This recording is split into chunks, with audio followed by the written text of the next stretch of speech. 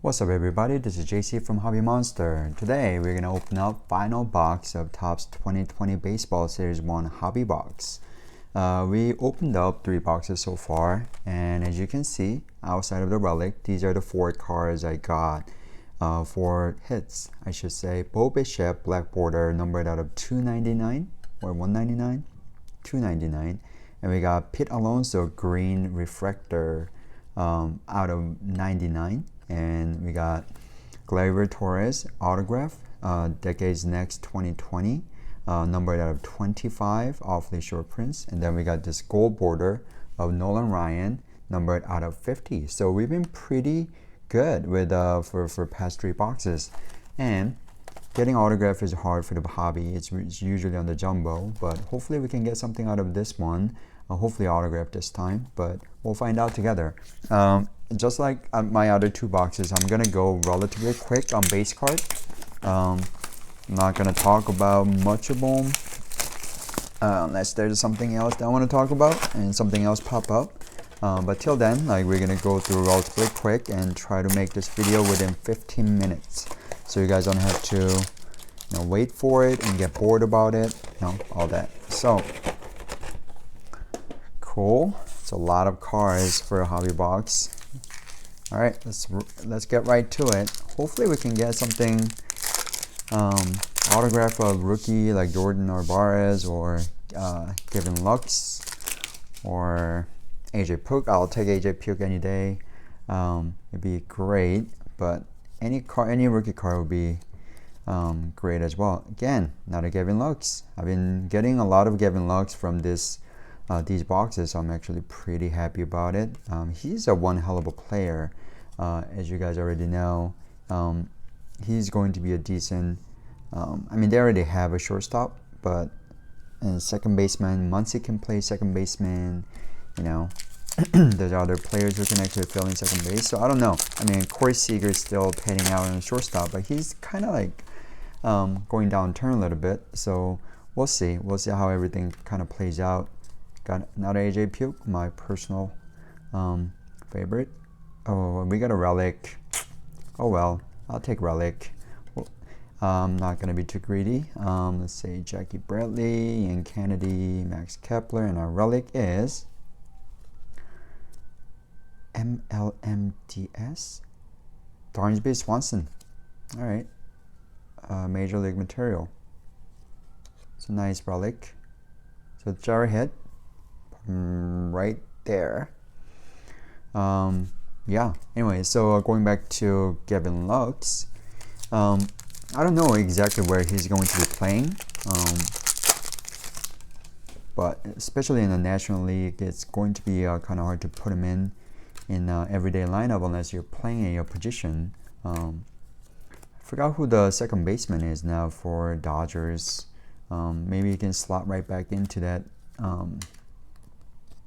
to the lineup and playing that position. But Dodgers, again, I was talking about Dodgers throughout the entire video last time. They are going to be one hell of a team. I mean, their pitching staff is solid. They have a lot of good young prospect coming up, young pitchers as well. On top of Kershaw, they got Buehler, who's amazing. They got Dustin May, who was really good last year as a rookie. And they got David Price now, and Gonsolin is another rookie pitcher who's coming up. I mean, even after they let Hyunjin Ryu go to the Toronto, they still got these amazing youngsters who can easily fill in those spots, and then the bullpens are pretty solid too. I mean, Kenny Jansen had a little bit of a down year last year, but I'm sure he's going to come back strong. So it's going to be interesting how everything going to play out for Dodgers. I'm more concerned about Red Sox. We have some large contract. Nathan Eovaldi was the pitcher. The contract I was Kino. That's great. That was the name of the pitcher, name of the contract that I was going to talk about 2 videos ago, because I think we did not have to give him that big of a contract. I know he's a playoff hero, final hero. did great things for the Red Sox to win them all, but he was not a type of player who deserved that much of a contract, in my opinion. Especially not for 4 years, about 60 million, 60 or 65 million. There's a lot of money now we committed to.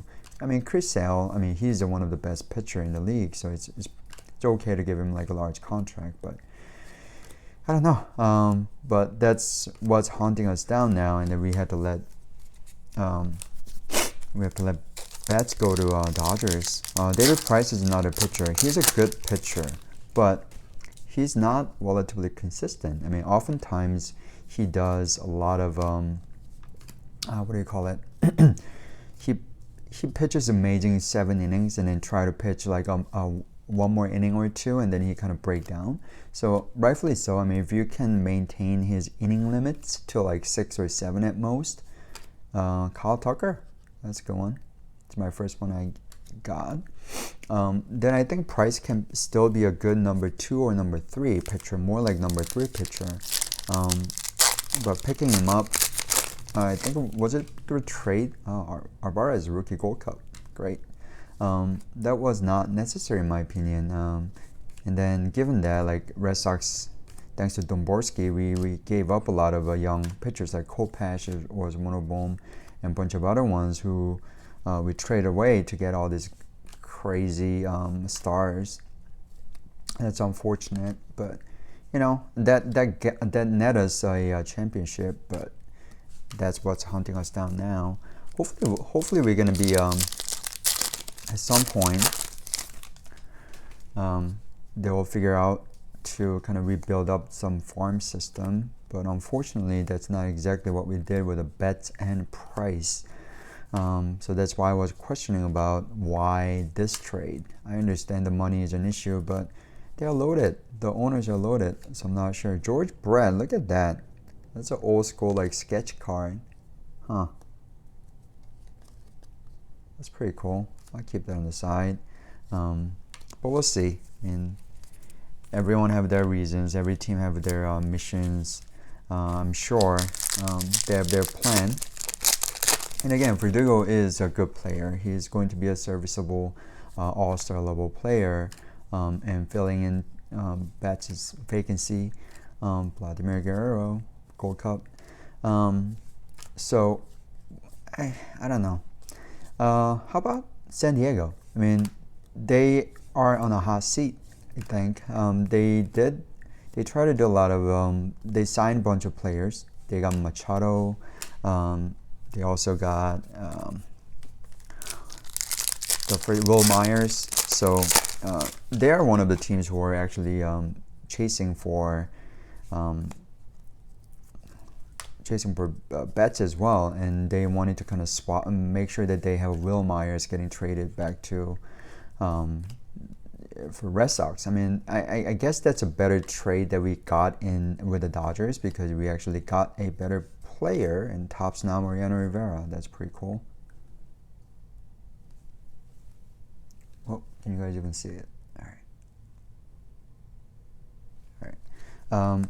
Yeah, so I mean, I think the trade with Dodgers was actually better for the Red Sox instead of any kind of combination with the Padres. But San Diego, they're running out of time. I mean, this guy right here, he got like $300 million contract, and Will Myers also have like $60 million still left in their contract.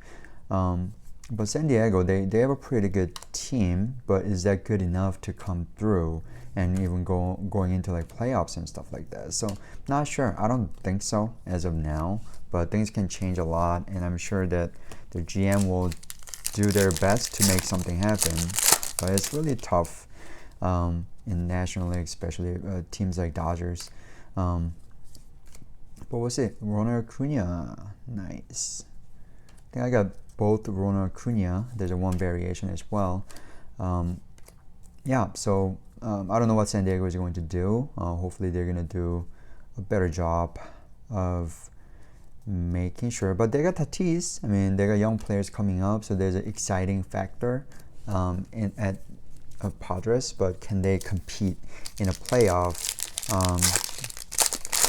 can they actually play in October? That's a huge question, right? So they've been waiting for a long time, San Diego, since I don't know when, Tony Gwynn era. Even then, I don't think they were actually coming through. Maybe I'm wrong. I'm not sure 100%, but they deserve some sort of excitement down there. So hopefully, they're gonna make something happen. And what about the Mets? I mean, Pete Alonso, that was definitely a X factor for the Mets. I mean, nobody expected Pete to not only win the starting job, but also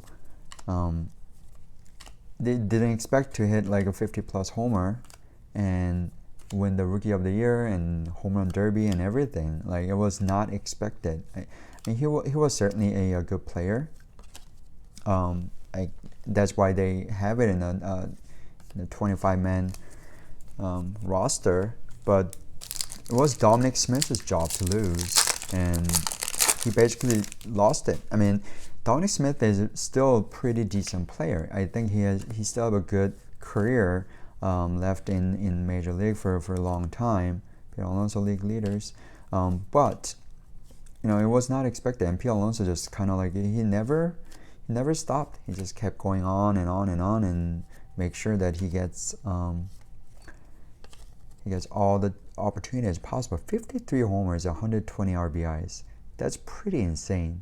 I mean, he did amazing job in AAA. I mean, the batting average was like 260. It's exactly identical as AAA in 18 and 19 at Mets. But you know, look at that. Like, the number of homers he hit.